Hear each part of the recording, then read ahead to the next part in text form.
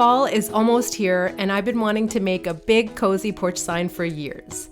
This week, my brother challenged me to stick to thrift flips for a whole month, so I thought, what better way to kick it off than with a big fall pumpkin sign? Now I found this solid wooden piece at Value Village for only $7.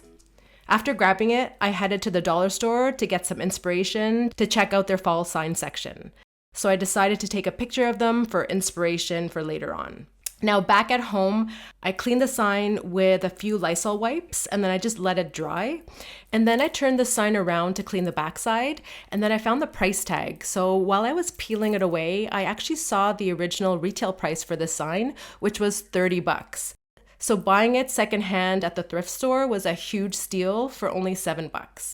Now, once the sign is nice and clean, I took a couple minutes here to see which side of the sign I wanted to put my design on, because I flipped the sign around and the back side of it was actually really cool because it had a wooden border.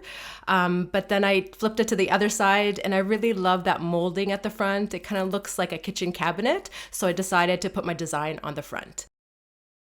Now I decided to use a fresh coat of chalk paint on the front of the sign because it was a little banged up, and also there was already lettering that said welcome on it. Now the reason I use chalk paint is because it's really thick and often you just need 1 or 2 coats to get complete coverage. You can also use acrylic paint if you don't have the chalk paint at home.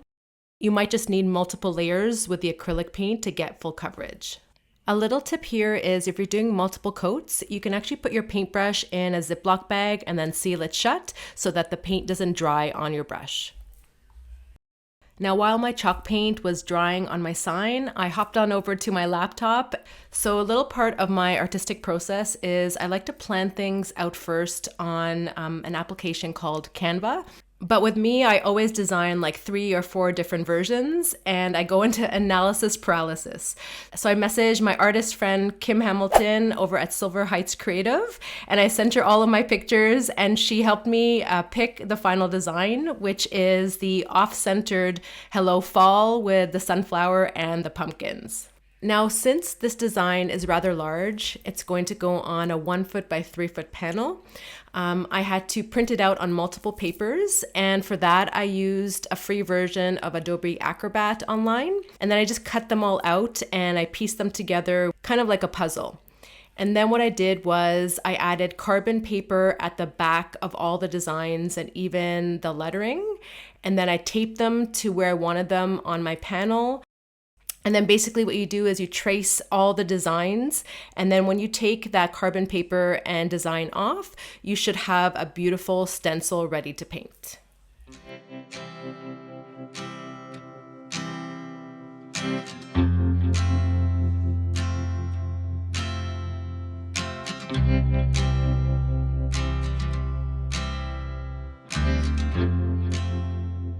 All right, now it's the fun part, and we're going to be filling in our design. So to fill it in, I'm just using basic acrylics here. I love the Liquitex Basics brand because it's super affordable, the pigments are gorgeous, and usually you can get them on sale at Michael's. So I'm going in here with some orange paint, and I'm going to be painting in that bright, beautiful orange pumpkin. And then what I'll be doing is I'll be adding in a dark brown paint on the stems and also the shadows on the segments of each pumpkin. And then to blend in those brown segments, I like to go over the pumpkin with another layer of orange and a little bit of a lighter orange too, just to make those ridges a little bit more blended right into our pumpkin. And then as a final step, I like to go in with a white paint and add in some white, beautiful white highlights, which really accentuates the roundness and gives our pumpkin a beautiful dimension. And then basically I'll be repeating the same exact steps for the teal pumpkin and then for the beige pumpkin. Now for our bright and cheery sunflower, I'm filling in the petals with my new favorite yellow paint, which is yellow ochre. It's a gorgeous, like vintage, warm, slightly muted yellow, and it works perfectly for sunflowers. Now for the black lettering, I'm using black acrylic paint, but I'm thinning it down quite a bit with water so it's nice and fluid in consistency. Now for the hello, I switched over to a black Posca marker because I find I get a little bit more control with a paint marker versus a brush. And since I'll be displaying my sign on my porch outside, I wanted to make sure it was sealed. So I just used the sealer I had at home, which is a spray can variety, and I just gave it a coat of that sealer.